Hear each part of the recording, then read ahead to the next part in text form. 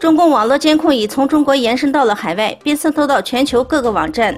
美国媒体近日报道，中共政府部门已采取一款监测软件，可监测港、澳、台等境外8000多个涉嫌敏感信息网站，可收集53种语言的言论信息。根据自由亚洲电台报道，已经被中共政府采用的这款名为“军权网络严情监控系统”，在中国境内设有18000个监控点，进行全天候不间断监控，并进行言情分析、筛选及过滤、信息预警、热点分析、收集负面言情等等，还可以监控各大搜索引擎、新闻门户、博客、微博、留言板、图片、视频、QQ 群以及文档等。新唐人7月1日报道，6月28日，上海市外语小学门口发生一起持刀砍人事件，造成2名小学生死亡，1名学生和家长受伤。民间有传闻说，嫌疑人是学生家长，因巨额赞助费而进行报复。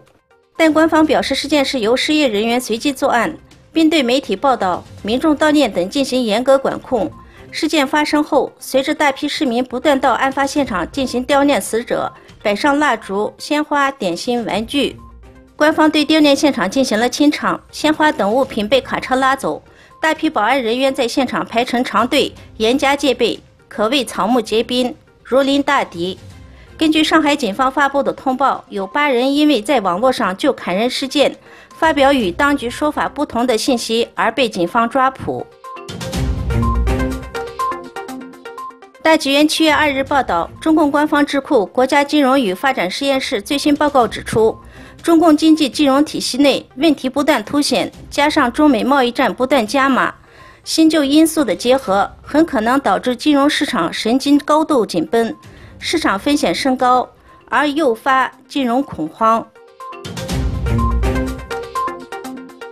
阿塞拜疆国防部发表声明称，由总统伊利哈木·阿利耶夫批准的军事演习于7月6日结束，将有2万名士兵、120辆坦克和装甲车、200多个导弹系统、30架飞机和直升机、新一代电子侦察机和无人机参加军事演习。